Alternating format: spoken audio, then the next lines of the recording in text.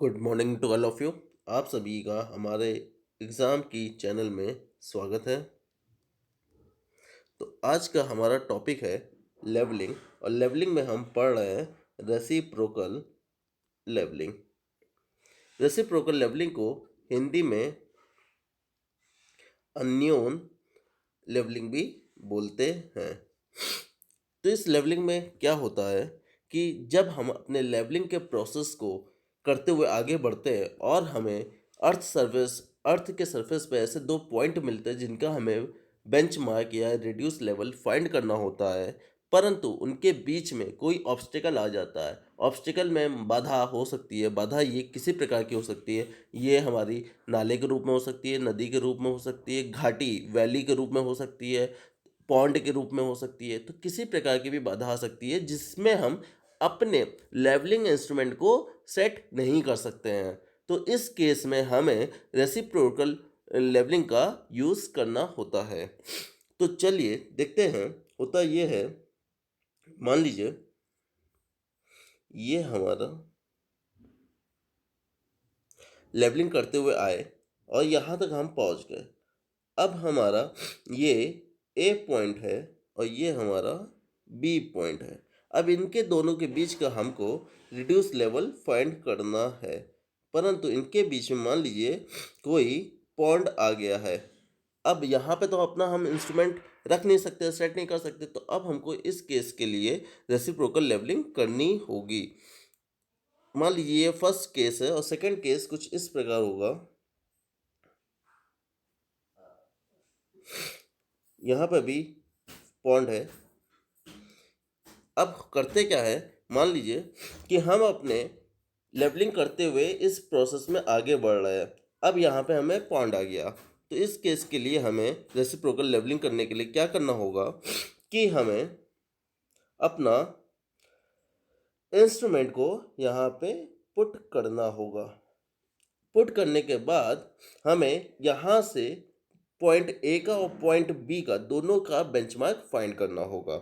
तो फाइंड करने के लिए क्या करते हैं कि स्टाफ को यहाँ पुट करते हैं पॉइंट ए पे, एक बार स्टाफ को पुट करते हैं बी पे। अब जैसा कि आपने पिछले लेक्चर में देखा होगा कि एरर ऑफ कर्वेचर और एरर ऑफ रिफ्रैक्शन की वजह से क्या होता है। मान लीजिए ये हमारी अर्थ सरफेस है और अर्थ सरफेस पे किसी भी पॉइंट पे हमारा इंस्ट्रूमेंट रखा हुआ है। अब इंस्ट्रूमेंट से निकलने वाली जो लाइन ऑफ साइट होगी ये हमेशा हॉरिजॉन्टल होती है।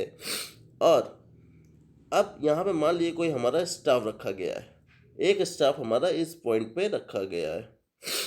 अब यहाँ से इंस्ट्रूमेंट से जो लेवल सरफेस के समांतर जो रेखा होनी चाहिए थी, तो ये जो हमारा होता है ये एरर ऑफ कर्वेचर होता है। अब हमको मान लीजिए ये रीडिंग पढ़नी थी स्टाफ की, ये रीडिंग, परंतु अब हम ये रीडिंग एरर ऑफ कर्वेचर की वजह से ये रीडिंग हम रीड कर रहे हैं स्टाफ की। तो यहाँ पे हमें कुछ इतना एरर फाइंड होगा, यहाँ पे भी इतना सा एरर हमें फाइंड होगा। तो इस केस में क्या करते हैं कि जितने ही पास में हम इंस्ट्रूमेंट के जितने पास हम अपना स्टाफ रखते हैं, तो यहाँ पे लाइन ऑफ साइट और लेवल ऑफ रिफ्रैक्शन का जो निकलने वाला हो, ये पॉइंट हमारा सेम ही होता है।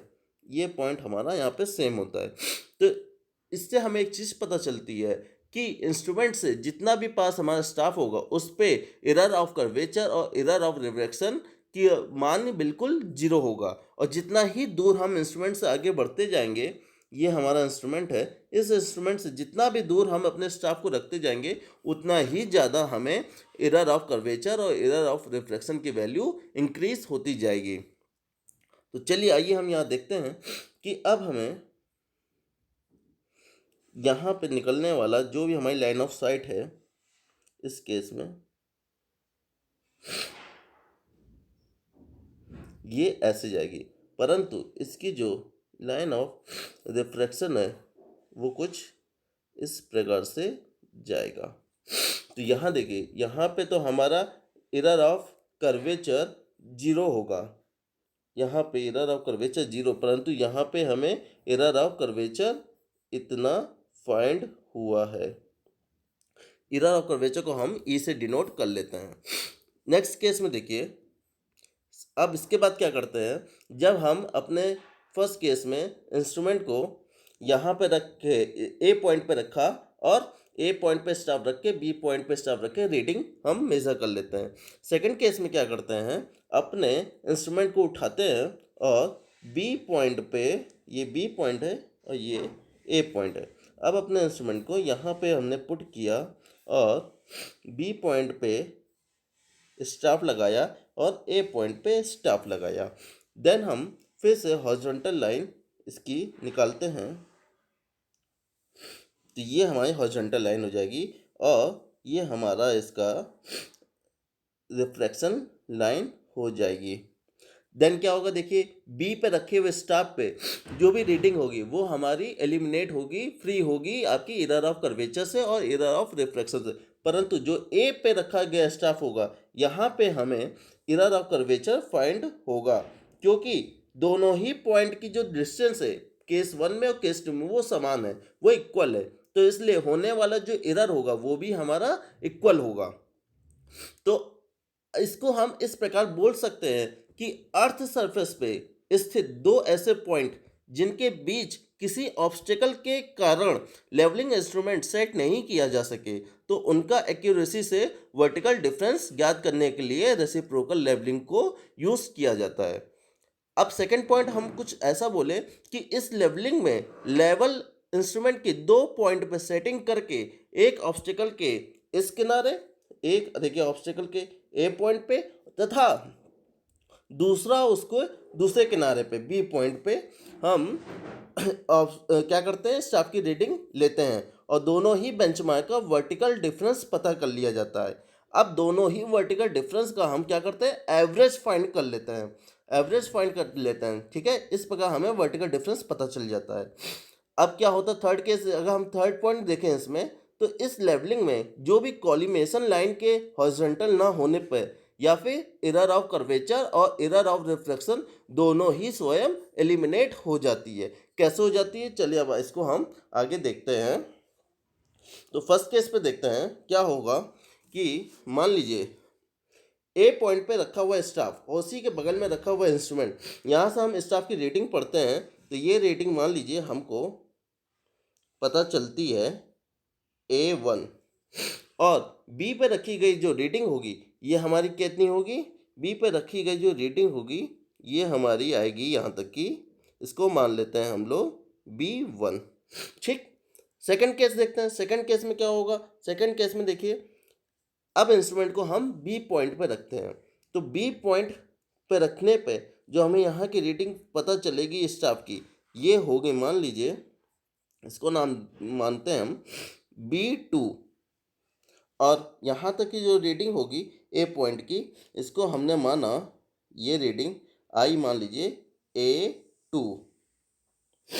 अब क्या करते हैं कि पॉइंट बी जो होगा वो पॉइंट ए से नीचे है, जो कि हमको दिखाई दे रहा है दोनों ही केस में। जो हमारा पॉइंट बी है वो पॉइंट बी हमारा दोनों ही केस में ए पॉइंट से नीचे है, क्योंकि केस तो एक ही, एक बार इंस्ट्रूमेंट को ए पर रखते हैं, दूसरी बार इंस्ट्रूमेंट को बी पे ले जाके रखते हैं।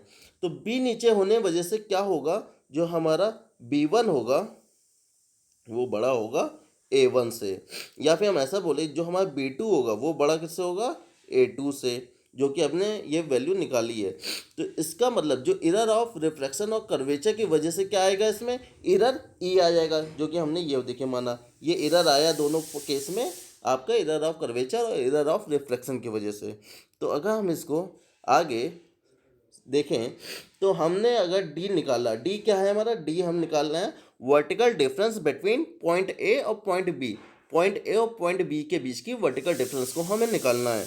तो डी मान लेते हैं B1 minus E minus A1, इसको हम इक्वेशन 1 नाम देते हैं। ये कैसे हो जाता है, देखिए B1 ये हमारा जो B1 है ये हमारा बड़ा है A1 से, तो ये वैल्यू बड़ी है, तो B1 में से E ये वैल्यू हम माइनस करेंगे क्योंकि ये हमारी एरर की वैल्यू है।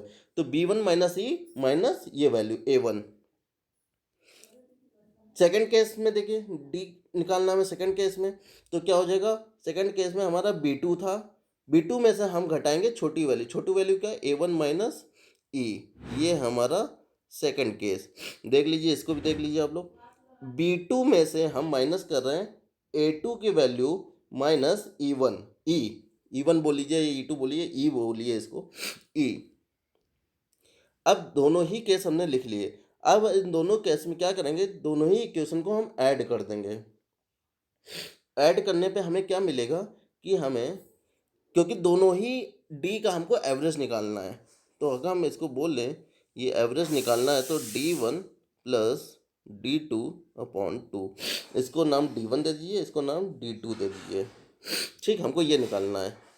अब D1 की वैल्यू क्या है, D1 है आपका B1 minus E minus A1 plus B2 minus A2 minus ई,